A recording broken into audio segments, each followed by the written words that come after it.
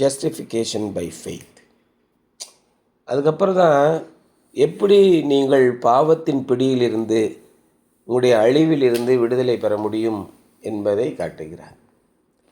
இயேசு கிறிஸ்து இந்த உலகத்திலே வந்து சிலுவையிலே குற்றம் செய்யாத குற்றம் அறியாத அவரை குற்ற நிவாரண பலியாக கொடுக்கிறார். ஒரு சின்ன பாவம் கூட செய்யலை.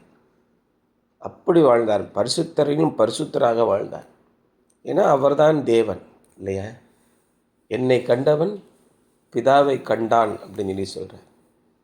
இறைவனே மனித குலத்திலே மனித உருவெடுத்து பிறக்கிறார். ஒரு குற்றமும் செய்யவில்லை.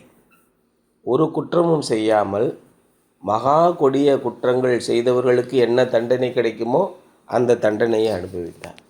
அப்படி அந்த இரத்தத்தை சிந்தினதினால் நமக்கு பாவ விமோசனம் கிடைக்கிறது.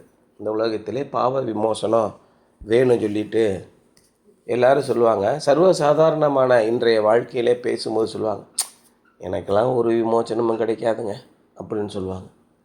ஏன்னா குறுகிய காலத்துக்கு அப்புறம் அவங்களுடைய வாழ்க்கையில் திரும்பி பார்க்கும்போது நாம் எப்பேற்பட்ட அவலங்களை தவறுகளை செய்திருக்கிறோம், நான் செய்த தவறுக்கு விமோசனமே எனக்கு கிடையாதுங்க அப்படின்ற அளவுக்கு மக்கள் வருகிறார்கள். அந்த பாவ விமோசனம் யாரால் கிடைத்தது என்றால் இயேசு கிறிஸ்துவின் இரத்தத்தினாலே கிடைத்தது. இயேசு கிறிஸ்து வருவதற்கு முன் இருந்தவர்களுக்கு எப்படி கிடைத்தது? அவர்களுக்கும் இவர்களுக்கும் விசுவாசத்தினாலே தான் கிடைத்தது என்பதை பவுல் சொல்கிறார். இயேசு கிறிஸ்துவை விசுவாசி, அப்பொழுது நீயும் உன் வீட்டாரும் ரட்சிக்கப்படுவீர்கள் அப்படின்னு சொன்னார். இயேசு கிறிஸ்துவின் விசுவாசத்தையும் பாவம் என்னை விட்டு போக வேண்டும் என்றால் பிதாவாகிய தேவனுக்கு முன்பாக நான் பணிந்து குனிந்து முழங்கால் படியிட வேண்டும் என்பதையும் விசுவாசித்தீர்கள் என்றால் உங்களுக்கு விமோசனம் உண்டு அப்படின்னு பவுல் விளக்கி சொல்கிறார். At this point, he answered his accusers and defended God's salvation.